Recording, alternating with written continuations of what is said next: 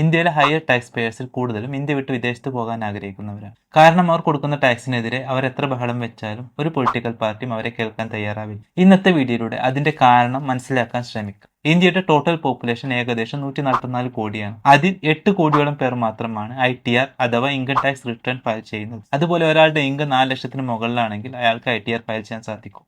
ഈ കേസിൽ ഇവർക്ക് ഒരു ടാക്സും കൊടുക്കേണ്ടി വരുന്നില്ല. അങ്ങനെ ആദ്യം പറഞ്ഞ 8 കോടി 2 കോടി പേരാണ് ഏതെങ്കിലും തരത്തിലുള്ള ഇൻകം ടാക്സ് പേ ചെയ്യുന്നത്. ഈ 2 കോടിയിൽ 45 ലക്ഷം ആളുകൾ മാത്രമാണ് വലിയ എമൗണ്ട് ഇൻകം ടാക്സായി പേ ചെയ്യുന്നത്. ഈ 45 ലക്ഷം ആളുകളാണ് ഇന്ത്യയിലെ ടോട്ടൽ ഇൻകം ടാക്സിന്റെ 80% കോൺട്രിബ്യൂട്ട് ചെയ്യുന്നത്. ഇനി പൊളിറ്റിക്കൽ പാർട്ടീസിലേക്ക് തിരിച്ചു വരാം. ഇന്ത്യയിൽ 97 കോടിയോളം വോട്ടേഴ്സ് ആണുള്ളത്.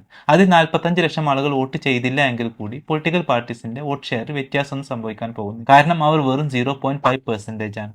പൊളിറ്റിക്കൽ പാർട്ടീസിന് അധികാരത്തിൽ വരാൻ ബാക്കി വരുന്ന 95% തന്നെ ധാരാളമാണ്. ഈ ഹയർ ടാക്സസ് കാരണം 87,000-ഓളം ഇന്ത്യക്കാർ ഇന്ത്യ വിട്ട് മറ്റു രാജ്യങ്ങളിൽ പൗരത്വം സ്വീകരിച്ചു.